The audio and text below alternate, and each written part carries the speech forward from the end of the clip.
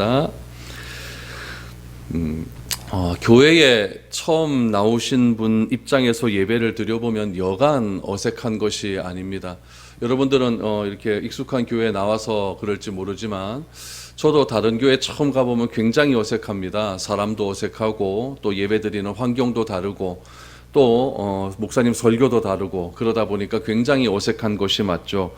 우리 처음 오시는 분들의 입장에서 생각해 보면 찬송도 모르죠. 주보에 실려 있는 순서도 낯설죠. 설교도 처음 듣는 말이기 때문에 무슨 말인지 도무지 이해를 하지 못합니다. 그래서 요즘에는 성경도 굉장히 쉽게 번역되어 있는 것이 많이 나오고 또 찬송하고 기도하고 말씀 듣는 것도 처음 듣는 사람들이 아주 불편해하지 않을 수 있도록 그런 프로그램을 잡아서 예배드리는 그런 교회들도 있습니다. 처음 교회에 왔다라고 하는 것은 신앙의 첫걸음을 시작했다라고 하는 것을 의미하기 때문에 믿음 생활을 잘 할 수 있도록 주변에서 도와주는 일이 굉장히 중요합니다. 오늘 본문에도 그런 내용들이 소개되고 있습니다. 본문에 보면 장애가 있는 한 장애인이 등장을 하는데 그가 소경이었습니다. 맹인이죠. 앞을 보지를 못합니다. 그렇기 때문에 자기 스스로 예수님께 나온 것이 아니라 오늘 본문 말씀에 보면 사람들의 손에 이끌려 나왔다라는 것이죠.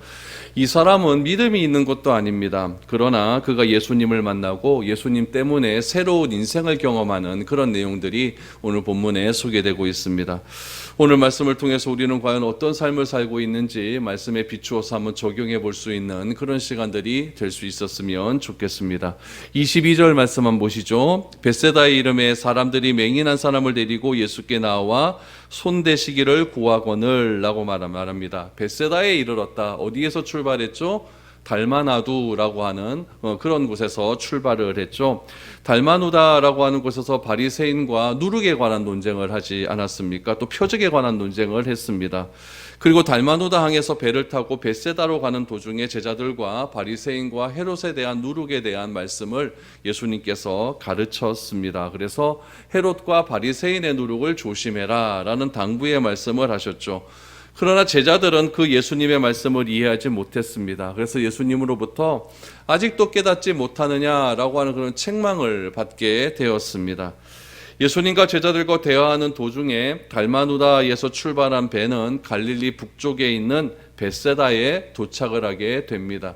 이 벳세다라고 하는 지방은 사복음서에 다 등장하는 아주 유명한 지역입니다. 특별히 이 벳세다라고 하는 것은 예수님의 제자 중에서 베드로, 안드레, 빌립의 고향이기도 하죠. 그래서 이 벳세다라고 하는 것은 가버나움과 굉장히 인접해 있는 도시로서 예수님께서 많이 활동하셨던 그런 지역입니다. 이 벳세다라고 하는 히브리어가 벳자다이라고 하거든요. 벳자다이. 벳이라고 하는 히브리어가 집이라는 뜻입니다. 그래서 베들레헴, 벳들레헴이거든요. 벳들레헴. 벳 그러면은 집. 들레헴 그럼 떡. 그래서 베들레헴이라고 하는 이름의 뜻은 떡집 이러죠. 그러니까 이 벳세다라고 하면 벳짜이다라고 하는 벳이라고 하는 건 집, 짜이다라고 하는 것은 어부라는 뜻이에요. 그러니까 벳세다라고 하는 이름의 뜻은 어부의 집이라는 뜻이겠죠. 그러니까 이 벳세다라고 하는 지역의 사람들은 다 뭐 먹고 살까요? 다 고기 잡아서 먹고 사는 사람들이겠죠. 그래서 갈릴리 호수하고 굉장히 인접해 있는 그런 곳이 이 벳세다라고 하는 그런 동네입니다. 이 벳세다에서 요즘 굉장히 중요한 유물 하나가 발견이 되었어요. 예수님 당시에 사용되었던 그런 배가 한 척이 발견이 되었는데 갈릴리 호수에 완전히 가뭄이 들어서 물이 완전히 막 거의 빠지게 될 그쯤에 그때 배가 한 척이 발견이 되었는데 막 연구를 하다 보니까 그것이 2000년 전에 예수님께서 그렇게 활동하시던 당시의 배가 아닌가 이렇게 생각을 해가지고 이 벳세다의 박물관에 가면은 이 배를 이렇게 전시를 해놓은 그런 곳도 있습니다. 아무튼 이 벳세다라고 하는 곳은 굉장히 예수님의 사역과 익숙한 곳이다라고 생각을 하면 좋겠죠. 그래서 예수님께서 이 벳세다에 이렇게 도착을 하니까 사람들이 맹인한 사람을 예수님께 데리고 와서 안수해 주시기를 바랬다라고 이렇게 성경이 오늘 시작하고 있습니다.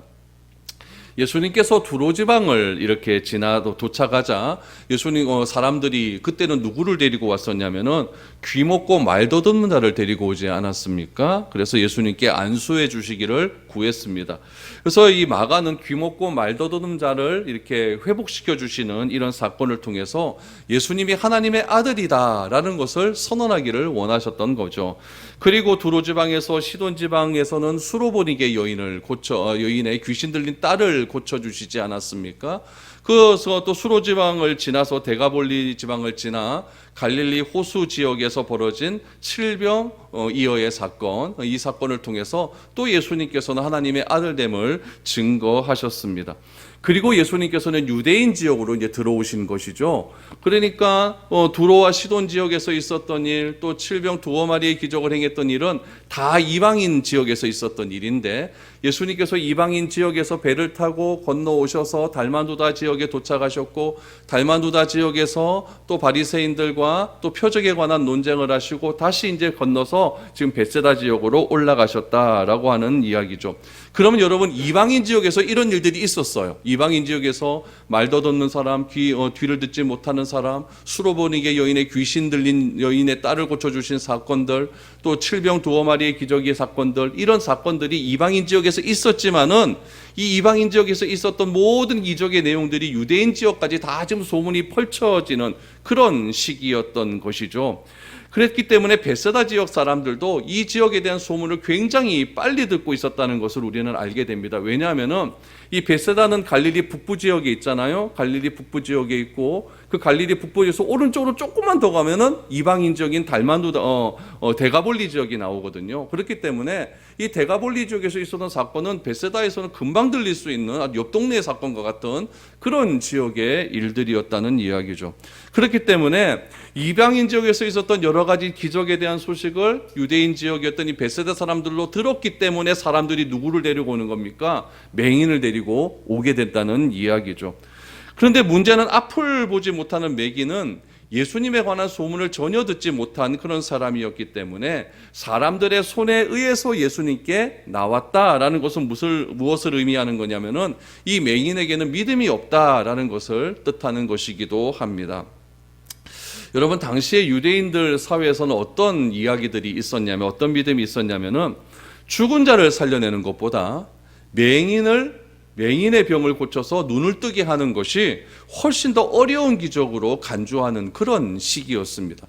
우리들이 생각하는 죽은 자를 살려내는 것이 훨씬 더 놀라운 기적이라고 생각을 하는데 그 당시 사람들은 죽은 자를 살려내는 것보다는 맹인의 눈을 뜨게 하는 것이 훨씬 더 놀라운 기적으로 여겼다라고 하는 것은 오늘 본문 말씀에서 사람들이 맹인의 손을 잡고 예수님께 데리고 왔다는 거잖아요. 그렇다면은 이 사람들은 어떤 사람이겠습니까?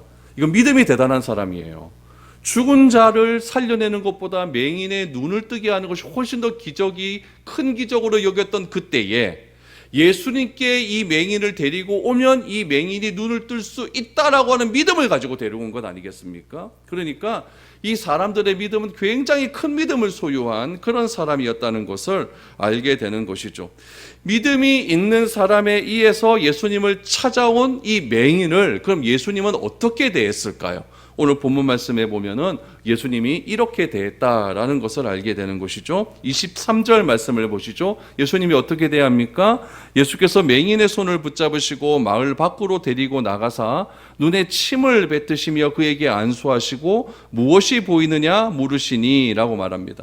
예수님께서 제일 먼저 한 행동은 무엇이냐면 맹인의 손을 잡고 마을 밖으로 나갔다라는 것이죠. 여러분 시각장애인들 여러분 한번 경험을 해보셨는지 모르겠지만은 시각장애인들하고 이렇게 다닐 때 뭐 말 특별히 할 필요는 없습니다. 그 시각장애인들하고 다닐 때는 어떻게 다니면 제일 좋냐면 저도 경험을 해봐서 아는데 그냥 팔만 이렇게 걸쳐주면 돼요. 팔짱 끼게 하면 됩니다. 그럼 걔네들이 다 알아서 다녀요 이렇게. 앞을 못 볼 뿐이지 팔만 딱 잡아주면은 걔네들이 걸어가고 이런 데는 아무런 문제가 없습니다. 오늘 예수님께서 맹인의 손을 붙잡았다. 맹인이 예수님의 팔을 붙잡을 수 있도록 그렇게 해주셨다라고 하는 것은 맹인에게 행할 수 있는 가장 적절한 행동입니다. 어디까지 나가셔야 됩니까? 벳세다 마을 밖으로 나가셔야 되잖아요. 그러면 조금 거리가 있다는 것을 알 수가 있는 것이죠. 거리가 떨어져 있는데 따라와 이렇게 본 맹인이 어떻게 따라갈 수가 있겠습니까? 그러니까 예수님께서는 맹인에게 팔을 내밀어 주셨고 그 팔을 맹인이 잡을 수 있도록 해줬고 그 팔을 잡은 손을 가지고 맹인을 데리고 마을 밖으로 나갔다. 가장 적절한 행동을 취하셨다라는 것을 알 수가 있는 것이죠. 그리고 어떤 행동을 행하셨느냐? 그의 눈에 침을 뱉으시고 안수해 주셨다라고 말을 합니다. 여러분, 여기서 우리가 구약에 예언된 메시아적 매연의 사건을 우리가 한번 살펴봐야 됩니다.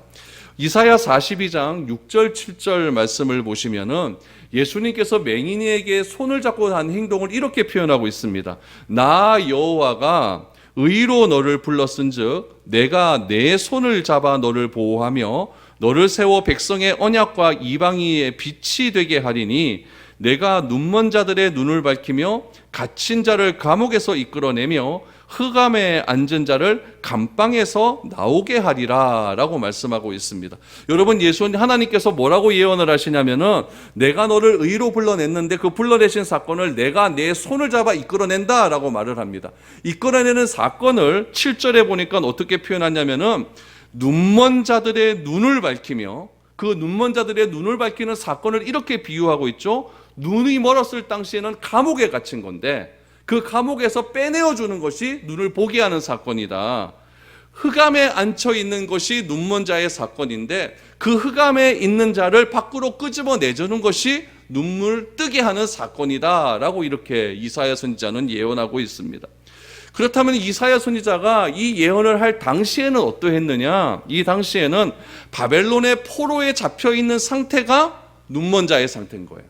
바벨론의 포로로 잡혀있는 상태가 감옥에 있는 상태고 바벨론의 포로로 잡혀있는 상태가 흑암에 있는 상태죠.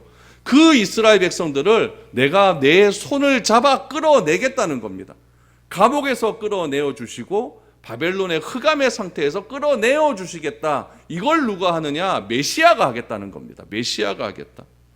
그래서 이 언약의 빛을 새롭게 하심을 통하여서 이방의 모든 나라에 빛을 비추게 하겠다. 그러니까 하나님께서 이방의 빛을 비추게 하는 목적 때문에 누구를 건져내어 주신 겁니까? 이스라엘을 건져내어 주셨다. 이것이 누가 하는 일이냐? 메시아가 하는 일이다라는 이야기죠.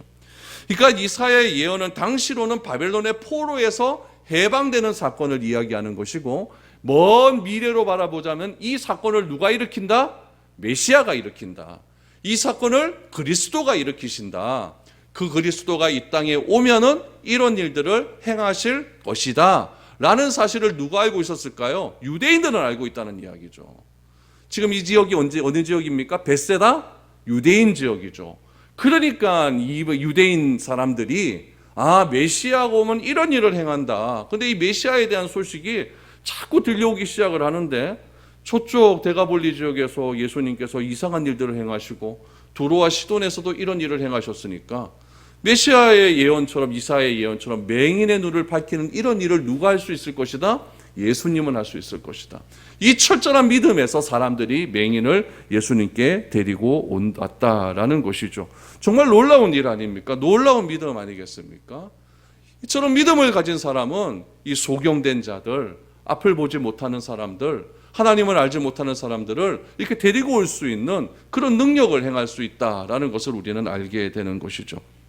그런데 그 예언대로 예수님께서는 앞을 보지 못해 사람들의 손에 이끌려 나온 그 맹인의 손을 잡고 어디로 나가셨다? 마을 밖으로 나가셨다라는 것이죠.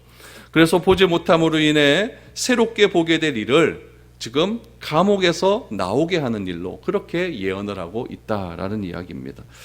예수님은 이사야의 예언대로 이 맹인의 눈을 고치시기로 결정을 하십니다. 그런데 그 고치시는 과정의 첫 번째가 무엇이냐면은 침을 뱉습니다. 침을 뱉고 안수해 보이셨습니다. 안수를 하고 난 다음에 맹인에게 물으시죠. 무엇이 보이느냐라고 이렇게 물었습니다. 24절입니다. 맹인이 이렇게 대답을 합니다. 쳐다보며 이르시되 사람들이 보이나이다. 나무 같은 것들이 걸어가는 것을 보나이다 하거늘. 맹인들은 말합니다. 먼저 사람들이 보인다. 이 사람이 어렸을 때부터 맹인이었는지 태어났을 때부터 맹인이었는지 중간부터 뭐 맹인이었는지 그건 잘 모르겠습니다. 그런데 사람들이 보이나이다. 이거는 사람의 형체를 아나? 뭐 이런 느낌도 가질 수가 있고, 또 나무 같은 것들이 걸어가는 것이 보이나이다. 나무 같은 것들이 걸어가는 것. 그럼 누구겠습니까? 사람을 의미하는 거겠죠. 그렇죠? 나무는 걸어가지 못하니까. 사람들이 이렇게 걸어가는 것들이 보인다. 그것이 또 사람인지 아닌지를 잘 모르니까 나무 같은 것들이 걸어가는 것이 보이나이다. 그래서 자기가 보는 상황을 덧붙여서 그렇게 예수님께 설명을 했습니다. 이것은 예수님께서 안수를 하셨죠. 안수를 해서 시력이 회복되긴 회복되었는데 지금 시력이 0.1이에요. 지금 난시가 굉장히 지금 심각한 상태입니다. 그러니까 잘 보이지 않는 거예요. 선명하게 보이는 것이 아니라 흐릿하게 완전하게 회복되지 않았다는 것을 의미하고 있습니다. 여러분, 예수님께서 맹인을 고치시고 있죠, 지금. 그리고 마가복음 7장에 보면 두로 지방에서 귀먹고 말더듬은 자를 고치십니다. 그때의 상황과 귀먹고 말더듬은 자를 고치시는 상황과 지금 벳세다에서 맹인을 고치시는 상황에 공통점이 하나 있습니다. 그 공통점이 무엇이냐면은 침을 뱉었다라는 거예요. 이 귀먹고 말더듬은 자를 고칠 때는 혀에 침을 대셨어요. 더러워요, 그렇죠? 혀에 침을 대시고, 오늘 본문에서는 보면 이렇게 요즘 이거 안부에 환부에 침을 뱉으셨습니다. 여러분은 누구한테 침을 뱉습니까?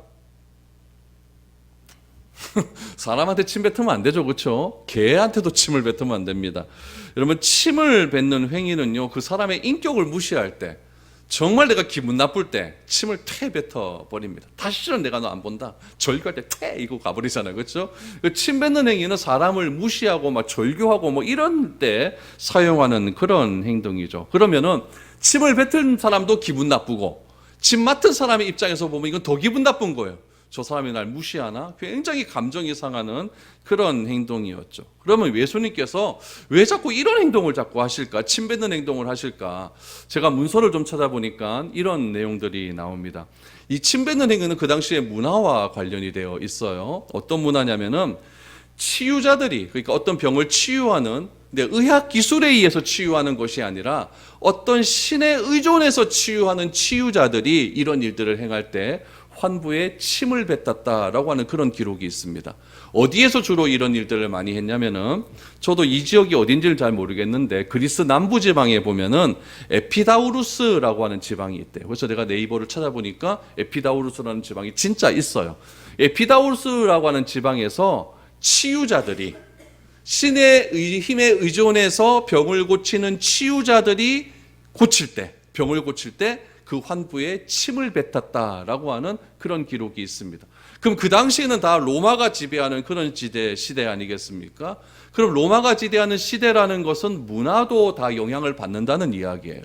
그럼 그리스 지역도, 그리스 남부 지역도 로마의 지배하에 있었으니까 지금 이스라엘 유대 지방에서 이런 일들이 있었던 것은 문화적인 영향으로 충분히 생각할 수 있는 그런 부분입니다. 특별히 두로 지방은 어디냐면 지중해 연안에 있는 지방이거든요. 그러면은 그리스 남부에서 배를 타고 두로 지방으로 충분히 올 수 있는 그런 거리가 될 수가 있는 것이고, 그런 영향이 두로에서 벳세다까지 이렇게 연달이 될 수 있었다는 이야기죠. 그럼 여러분, 예수님께서 이렇게 환부에 침을 뱉었다라고 하는 것은 그 시대 그 지역 사람들이 문화 속에서 행해지는 치유 행위를 하셨다라는 것으로 볼 수가 있는 것이죠. 그러면 예수님께서 왜 이렇게 하셨을까? 굳이 침을 뱉어야만 예수님의 능력이 나타나실까? 이건 아니겠죠, 그렇죠? 이건 아닙니다.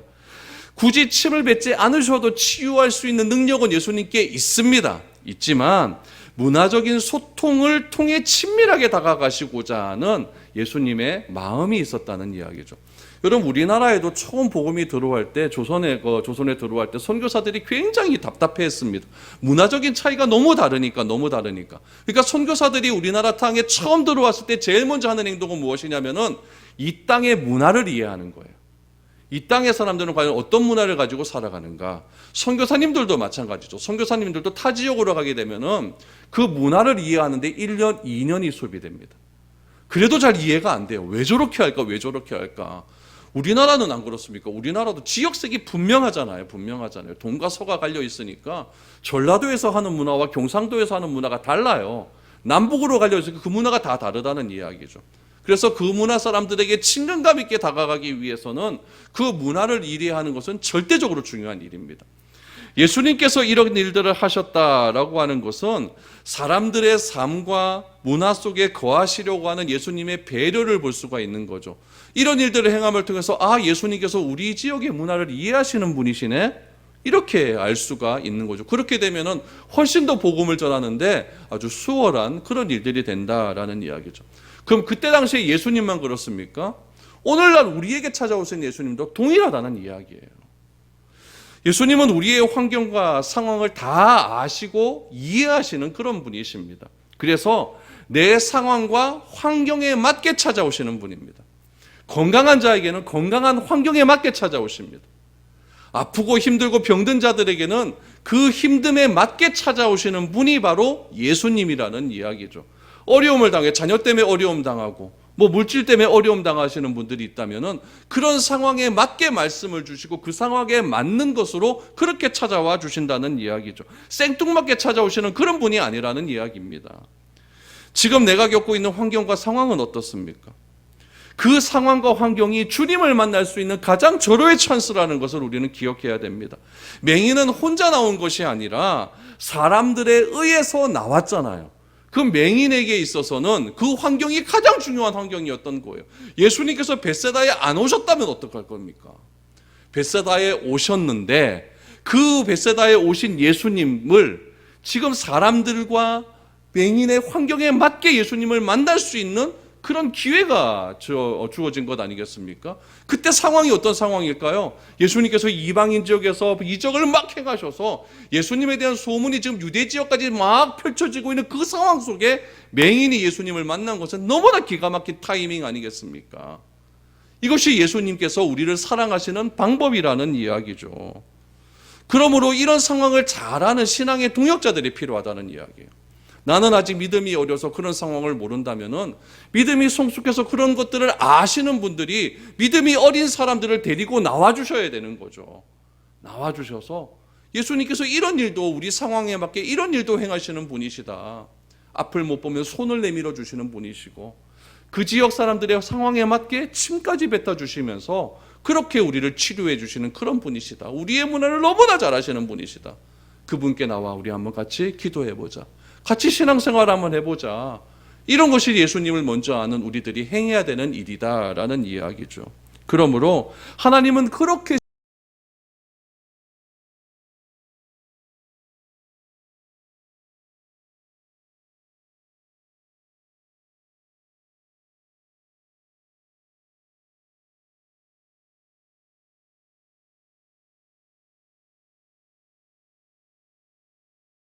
보시죠. 이에 그 눈에 다시 안수하심에 그가 주목하여 보더니 나아서 모든 것을 밝히 보이는지라.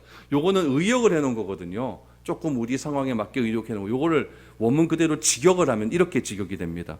그가 즉 예수께서 이에 다시 그 사람의 두 눈 위에 손을 대시니 그의 눈들이 크게 떠지고 회복되고 모든 것을 깨끗하게 보였다. 이렇게 직역. 그러니까 크게 떠지고 눈이 크게 떠지고 회복되어 깨끗하게 보였다. 아까는 나무 같은 것들이 보였는데 이제는 깨끗하고 선명하게 보였다. 이렇게 기록하겠습니다. 이 사건은 마가복음 7장에 나오는 듣지 못하고 말을 더듬는 사람을 고치신 사건과 굉장히 유사합니다. 우리는 사건을 단순히 예수님께서 장애인 고쳐주셨다, 청각장애인 고쳐주셨다, 시각장애인 고쳐주셨다 이렇게 생각을 합니다. 그래서 우리는 어떻게 생각을 하냐면은 우리 성경에 나오는 어떤 기적들, 나에게 행해지는 어떤 기적들을 등급을 나누려고 하는 그런 습관들이 있어요. 여러분들이 생각하셨을 때 성경에 나오는 하나님의 기적 중에서 가장 큰 기적이 뭐라고 생각하십니까? 나사로 살리는 일이요? 그럴 수 있죠. 그렇죠. 죽은 자를 살리는데요. 히스기야의 해를 그림자를 10도 이렇게 물러나게 하는 일이요. 이것도 놀라운 일 아닙니까? 홍해를 갈라지게 하는 일이요. 이것도 굉장히 놀라운 일 아닙니까? 그러니까 우리가 생각하는 가장 큰 기적은 무엇이냐면은 자연의 현상들이 이렇게 흘러가고 있는데 그 자연의 현상이 역류되는 것. 이것을 굉장히 큰 기적으로 여긴다는 이야기예요. 그렇게 본다면 여러분, 죽은 자를 살려요. 이거는 상상도 못할 일이죠. 죽은 자를 살려요. 말 한마디에 파도가 막 잔잔해져요. 이것도 상상하지 못한 일이죠. 그러면은 예수님께서 나사로 살리실 때 단 한 번, 갈릴리 호수 풍랑일 때도 단 한 번에 의해서, 말씀 한마디에 의해서 살리고 잔잔해졌다면은 오늘 본문에 나오는 맹인 고치실 때는 예수님 기도 몇 번 했습니까? 2번 하지 않습니까? 그러면 어떻게 생각할 수가 있어요? 아까 얘기했던 것처럼, 그 당시의 문화적인 상황으로 얘기했던 것처럼 죽은 자보다 맹인의 눈을 밝히게 하는 것이 훨씬 더 어려운 기적이 아닌가, 이렇게 생각할 수 있다는 이야기예요. 그럼 또 다르게 생각하면, 오늘날 우리의 상황으로 생각을 한다면은 한 번에 고칠 수 있는 것, 한 번에 고칠 수 있는 것은 뭐 사람 살리는 한 번에 고치는 거. 그럼 맹인은 왜 안수 2번 했노? 진짜 맹인 안수 2번 한 것이 더 돼야 되나? 그럼 하나님께 기도할 때 내가 좀 어렵고 그러면 안수 2번 받아야 고쳐지는가? 막 이런 식으로 생각할 수가 있다는 이야기죠. 그럼 예수님께서는 이때 당시에는 좀 예수님 이제 사역 말기로, 지금 이제 십자가 지실 날 얼마 안 남았으니까 3년에 지금 말기로 들어가니까 좀 영빨이 좀 떨어졌나? 예수님 좀 효염이 좀 떨어졌나? 한 번에는 못 고치는가? 이렇게 생각할 수 있다는 이야기죠. 그러나 전혀 그렇게 생각하시는 이유가 없다는 이야기입니다. 본문에 나타난 사건에 여러분, 마가가 왜 이렇게 기록하는가를 의도를 잘 아셔야 됩니다. 예수님께서 왜 이렇게 2번이나 안수하셨을까? 이 의도를 잘 알아야 된다는 이야기죠. 예수님께서 첫 번째 안수했을 때 맹인은 어떻게 되었습니까? 희미하게 보였어요.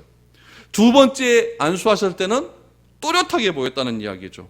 여러분, 희미하게 보일 수 있게 하시는 분도 하나님의 아들이시고, 또렷하게 보일 수 있게 하시는 분도 하나님의 아들 예수님이라는 사실을 우리는 믿어야 됩니다.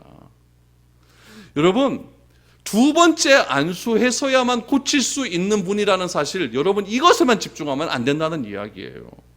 어떤 문제를 해결하는 데 있어서 예수님께서는 순서 있게, 질서 있게, 하나씩 하나씩 그 상황에 맞게 차근차근 해결해 나가시기를 원하시는 예수님의 모습을 알게 된다는 거죠. 우리는 생각할 때 이렇게 생각합니다. 나도 살면서 어려운 일 무지하게 있잖아요. 다 어려운 일이 있으면 그럼 하나님께 기도합니다. 하나님, 제발 좀 이 문제 좀 어떻게 해주게 해주세요. 그럴 때 우리가 기대하는 방법은 뭐냐면 한 방입니다. 한 번에 해결해 주세요. 한 번에 해결해 주세요. 그렇게 해결합니다. 기도를 합니다. 그러나 하나님은 한 방에 잘 안 해주십니다. 그럴 때 있습니까? 잘 안 돼요, 그게요. 때에 따라서는 한 번에 해결해 주시는 때도 있지만 그렇게 하시는 분도 하나님이시고, 때를 따라 차근차근하게 해결해 주시는 분도 하나님이라는 이야기예요. 우리는 그렇게 하나님을 믿어야 된다는 이야기죠. 결과적으로 보면 예수님은 맹인의 눈을 완벽하게 치료해 주셨습니다. 맞춤형 치료의 전형을 보여주신 것이죠. 마가는 본문에서 예수님을 어떤 장애인을 한 번에 치료해 주시는 그런 능력의 분으로 예수님을 지금 소개하고 있지는 않습니다. 마가는 환자의 상황을 들으시는 예수님, 손잡고 나가시지 않습니까? 나가면서 이 맹인이 멍하니 아무 말 안 했겠습니까? 자기 오만 얘기 다 했겠죠.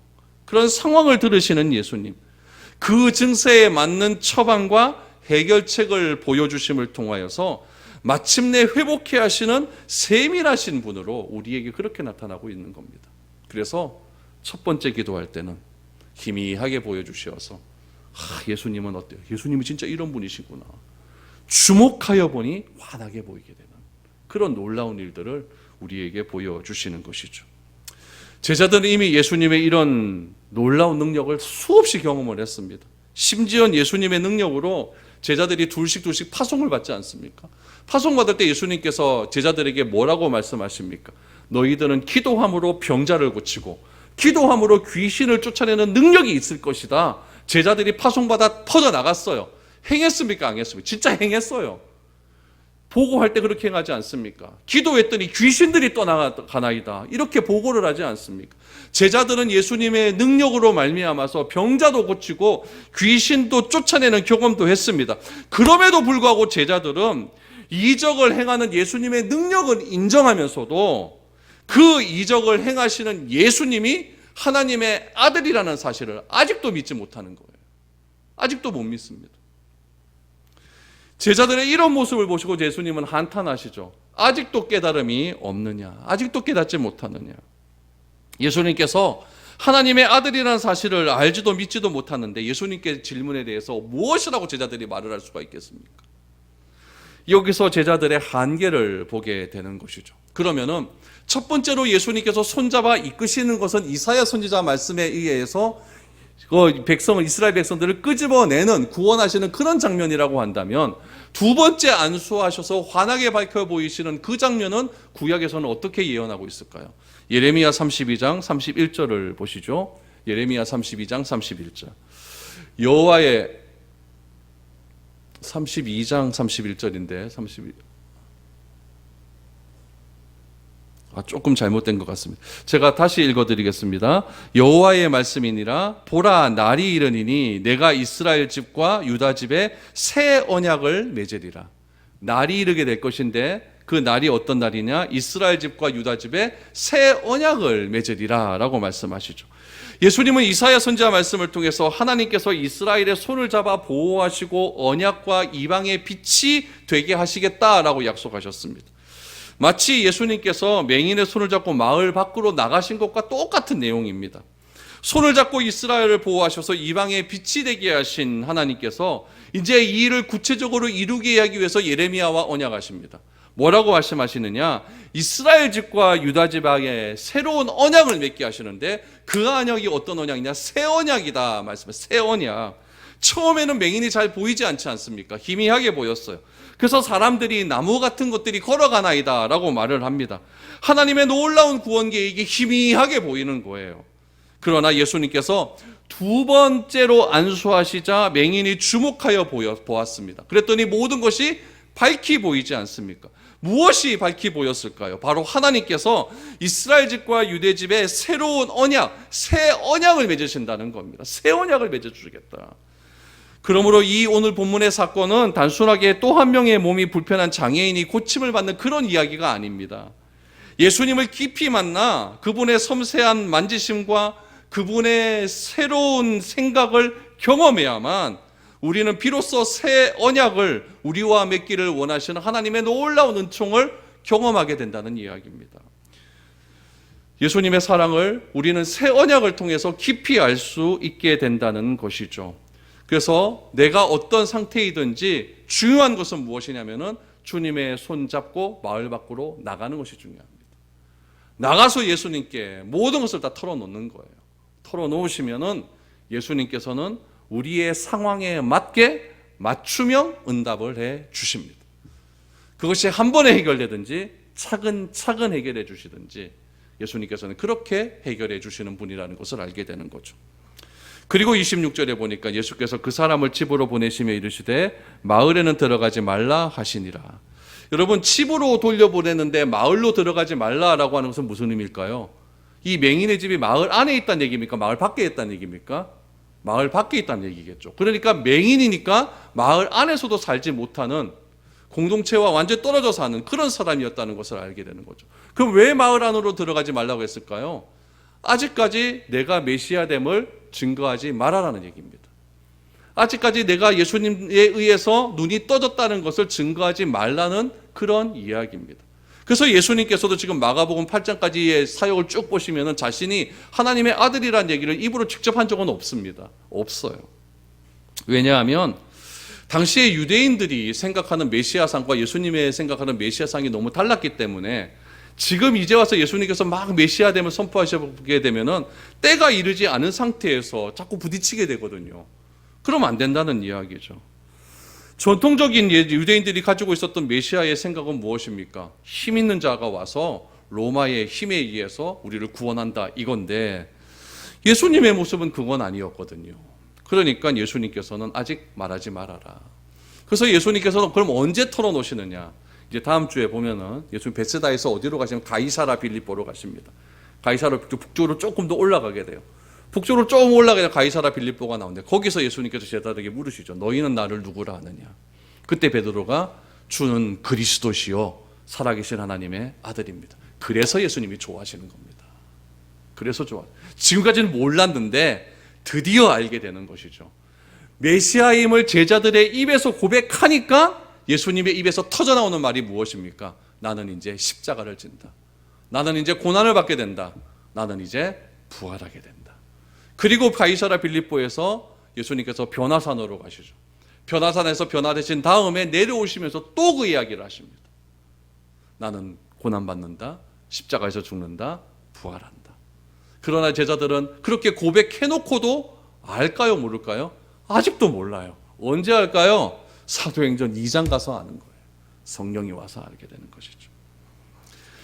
여러분, 아직도 절망 가운데서 어쩔 줄 모르는 우리에게 어떤 희망이 있을까요? 우리는 때로 우리의 진정한 문제가 무엇인지 알지 못하고 살아갈 때가 많이 있습니다. 그러나 우리가 기억해야 될 것은 우리가 예수님을 만나서 예수님의 손잡고 걸어가면서 그분께 얘기할 때 우리에게 새로운 희망이 생긴다는 이야기죠. 기억해야 될 것은 예수님의 손잡고 그분의 맞춤식 치유를 경험할 수 있기를 바랍니다. 그럴 때 우리에게 새로운 희망이 보이게 될 것입니다. 처음에는 어떻게 보일까요? 희미하게 보입니다. 이거 진짜 맞아? 그러나 주님께 계속해서 주님과의 관계를 유지하다 보면은 우리가 주목하여 볼 때가 오게 되는데, 주목하여 볼 때 모든 것이 확실하게 보이는 그때가 다가오게 된다는 것이죠. 우리의 문제를 아파하며 정직하게 예수님께 고백할 수 있기를 바랍니다. 그래서 예수님이 하나님의 아들이라는 그 믿음이 우리 가운데 날마다 넘쳐날 수 있기를 바랍니다. 이 마가복음의 사건을 통해서 우리도 진짜 예수님이 하나님의 아들이시구나, 우리의 모든 것을 해결해 주시는 그런 분이구나 라는 그 믿음으로 우리도 하루하루 살아갈 수 있는 우리 모두가 될 수 있기를 바랍니다.